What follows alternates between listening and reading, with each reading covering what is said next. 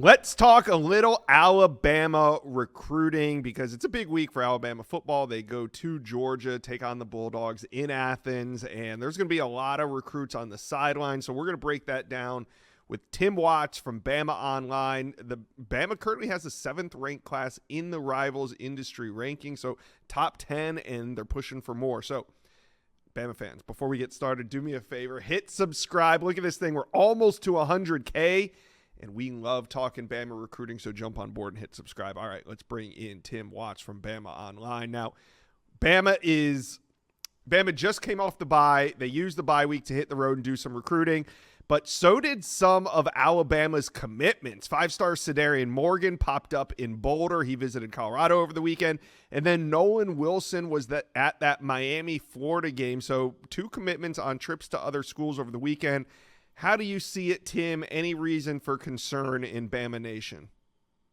That's the thing with an off week or even a road game. You don't have a chance to get your kids on campus. A lot of the Bama commitments went head over, have really been consistent of coming to see games like Wisconsin, Louisiana Monroe. They've been on campus, but when they're Yeah. not there, they're going to take visits. Said's not a surprise. Morgan's went to Colorado, if you remember, before he committed, just a few days before. Mm-hmm. He took a visit out there. Everybody around him thinks he's going to stay in the state. He was sold on Alabama. This was not an unexpected visit. I think that's what you're looking for in the recruiting process. You want to watch and make sure if a guy pops up that you don't know about. Same with Nolan Wilson. Nolan Wilson said he might go to a game. If they pop up and you don't know it, the staff don't know it, there's probably some things happening there. But Nolan Wilson went to Miami. Miami's been all in on trying to get Nolan's since day one. They pushed hard before he committed, obviously. But for the most part, both of those guys at this stage seem firmly committed. I mean, it's recruiting. You never say never. You never say you're not worried. I think at some point you're always head on a swivel. But that's 2 of their bigger prospects taking visits. All right. So Bama used the bye week to get healthy. They also used the bye week to hit the road and do a little recruiting. Was this more to see 2026 targets or more of an evaluation period for 27 and 28?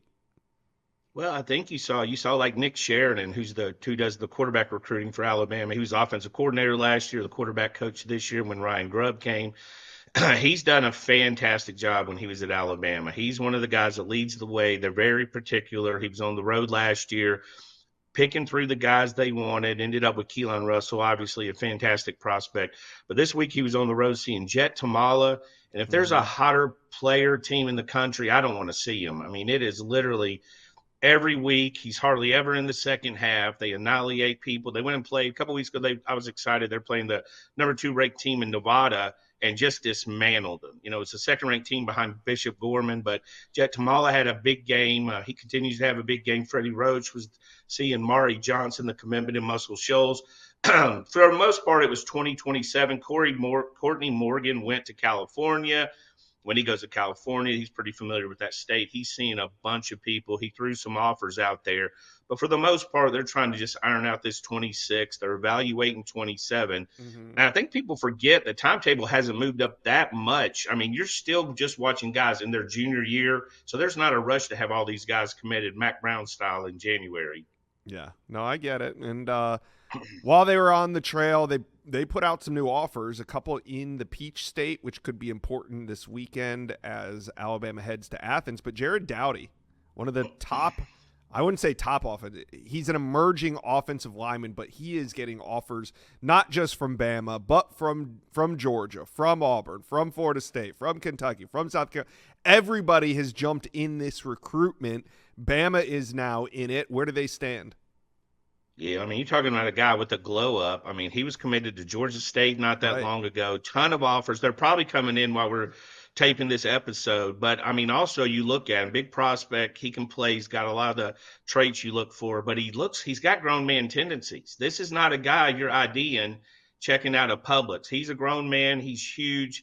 He's going to be able to play. With Bama, Bama's, paving the road there. I mean, this guy's probably sorting through 4 months till signing day. He's sorting through what a lot of guys sorted through at the start of their junior year. Who does he like? Who does he want to visit? He's supposed to be in town for the Vanderbilt game, which is turning out to be a bigger visitor list than you probably expected for Alabama based on the past. But he's supposed to be in there. Corey Howard's another one. He's committed to Georgia. He's from the state of Georgia. Alabama has a really good defensive line class. They wanted to get in that 5 range, maybe 6 if they could get the right Mm-hmm. ones.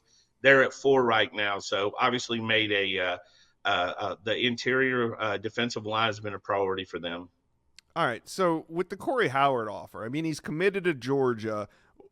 Where is Bama too late on this one? I mean, the early signing period's in early December. Do they have a shot at actually flipping Corey Howard? I mean, he's coming on campus. He's talking to the staff regularly. I don't know if it means a lot, but you look at Georgia's commitment list, they've got 7 defensive linemen. I've talked to Rusty Yeah. Manziel, the guru in Georgia, one of our best friends. He said Georgia still wants him, so it's not a position of Bama will get him if they let him go. They still Okay. want him, but they do have 7 guys committed.